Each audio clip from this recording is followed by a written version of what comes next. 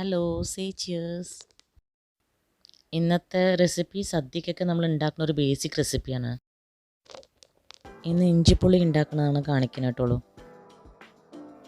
അതിനാദ്യം നമ്മൾ ഒരു കൈപ്പിടി നിറയെ പുളി എടുത്തിട്ട് അതിനെ ചുടുവെള്ളത്തിൽ കുതിർത്തി വെക്കണം. ചുടുവെള്ളത്തിലാവുമ്പോൾ അത് വേഗം കുതിർന്ന് കിട്ടും. സമയം ഉണ്ടെങ്കിൽ പച്ചവെള്ളത്തിൽ കുതിർത്തിയാലും മതി.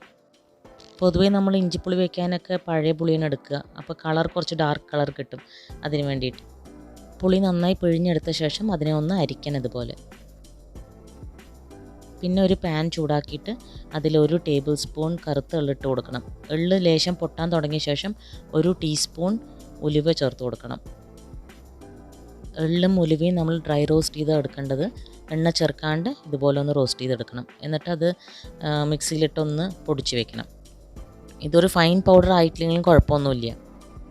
ക്വാണ്ടിറ്റി കുറവാണെങ്കിൽ അത് ഒരു കോഴ്സ് പൗഡറായിട്ടേ കിട്ടുള്ളൂ നമുക്ക്. ഇനി ഒരു കടായി ചൂടാക്കിയിട്ട് അതിലേക്ക് നമ്മൾ വെളിച്ചെണ്ണ ഒഴിച്ചു കൊടുക്കണം. ഒരു 3 ടേബിൾ സ്പൂൺ വെളിച്ചെണ്ണ ഒഴിച്ചിട്ട് ഇഞ്ചി ചെറുതായിട്ട് അരിഞ്ഞത് ചേർത്ത് കൊടുക്കണം. ഞാനൊരു വാട്ടി നിറയെ ഇഞ്ചി ചെറുതായി അരിഞ്ഞത് എടുത്തിട്ടുണ്ട്. ഇതിനെ നന്നായിട്ടൊന്ന് വതക്കണം.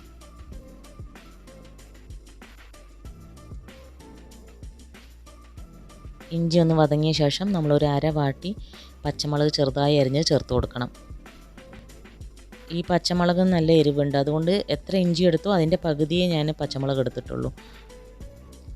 പച്ചമുളക് ഒന്ന് വതങ്ങിയ ശേഷം അതിലേക്ക് നമ്മൾ പിഴിഞ്ഞ് വെച്ചിരിക്കുന്ന പുളിവെള്ളം ചേർത്ത് കൊടുക്കണം. ഇനി അതിലേക്ക് ഒരു 1/4 ടീസ്പൂൺ മഞ്ഞൾപ്പൊടിയും ഒരു 3/4 ടീസ്പൂൺ മുളക് പൊടിയും ചേർത്ത് കൊടുക്കുക. എന്നിട്ടൊന്ന് ഇളക്കി കൊടുത്തിട്ട് അതിനെ ഒന്ന് തിളപ്പിക്കുക. അതൊന്ന് തിളച്ച് വരുമ്പോൾ അതിലേക്ക് ആവശ്യത്തിന് ഉപ്പ് ചേർത്ത് കൊടുക്കണം.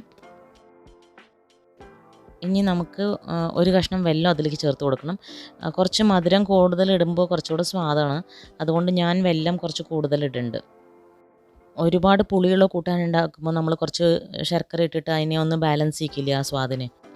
അതുപോലെ ഇതിലും ശർക്കര ഇടണം, പക്ഷേ ഇതിൽ കുറച്ച് മധുരം കൂടുതൽ ഇടുമ്പോൾ കുറച്ചുകൂടെ സ്വാദാണ്. മധുരമൊക്കെ നമ്മുടെ ഇഷ്ടം അനുസരിച്ചിട്ട് കൂട്ടുക കുറയ്ക്കുകയൊക്കെ ചെയ്യാം. ഇനി ഇതിനെ ഒന്ന് കുറുകി വരുന്ന വരെ നമ്മൾ തിളപ്പിച്ചുകൊണ്ടിരിക്കണം. അപ്പോഴേക്കും ആ ശർക്കരയൊക്കെ ഒന്ന് ഉരുകി ടേസ്റ്റൊക്കെ ഒന്ന് ബാലൻസ് ആയിട്ടുണ്ടാകും. പിന്നെ ഉപ്പ് പോരെങ്കിൽ കുറച്ചുകൂടെ ഉപ്പ് ചേർത്ത് കൊടുക്കുക.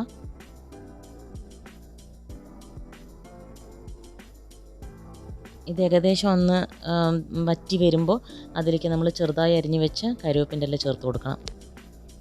കറിവേപ്പിൻ്റെ ഇലയൊക്കെ കുറച്ച് നിറയെ ചേർത്തിയാൽ നല്ല സ്വാദുണ്ടാവും. ഇത് കുറച്ച് നേരം ഇരിക്കുമ്പോൾ ഒന്നും കൂടെ കൊഴുക്കിട്ടുള്ളൂ, അതുകൊണ്ട് ഒരുപാട് ആദ്യമേ വറ്റിച്ചെടുക്കണ്ട.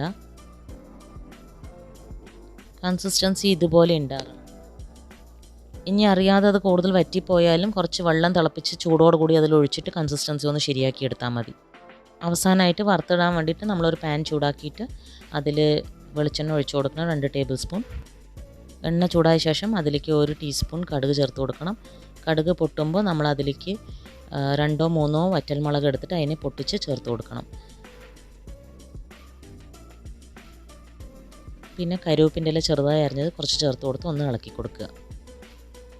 അവസാനം കുറച്ച് കായപ്പൊടി ചേർത്തിട്ട് അതിനെ ഒന്ന് ഇളക്കിയിട്ട് അതിന് ഇഞ്ചിപ്പുളിക്ക് ഒഴിച്ചു കൊടുത്തോളൂ. എന്നിട്ട് ഒന്ന് മിക്സ് ചെയ്ത് വിടുക. അവസാനം ഇതിലേക്ക് ആ എള്ളും ഉലുവയും കൂടെ പൊടിച്ച് വെച്ചിട്ടുണ്ടല്ലോ, അത് ചേർത്ത് കൊടുക്കണം. നന്നായിട്ടൊന്ന് ഇളക്കിയിട്ട് അടച്ച് വെച്ച് ഗ്യാസ് ഓഫ് ചെയ്തോളൂ. ഇതെല്ലാവർക്കും അറിയാമല്ലോ, നമുക്ക് കുപ്പിയിലാക്കി സ്റ്റോർ ചെയ്ത് വെക്കാമെന്നൊക്കെ. ഇത് നല്ലെണ്ണയിൽ ഉണ്ടാക്കണ്ടോളൂ. നല്ലെണ്ണയിൽ ഉണ്ടാക്കിയാലും നല്ലതാണ്. വെളിച്ചെണ്ണയ്ക്ക് പകരം നല്ലെണ്ണ ഉപയോഗിക്കാം. അപ്പോൾ ഇതുവരെ ഉണ്ടാക്കാത്തവർ ഇത് ഉണ്ടാക്കി നോക്കൂ. Thank you. ബൈ.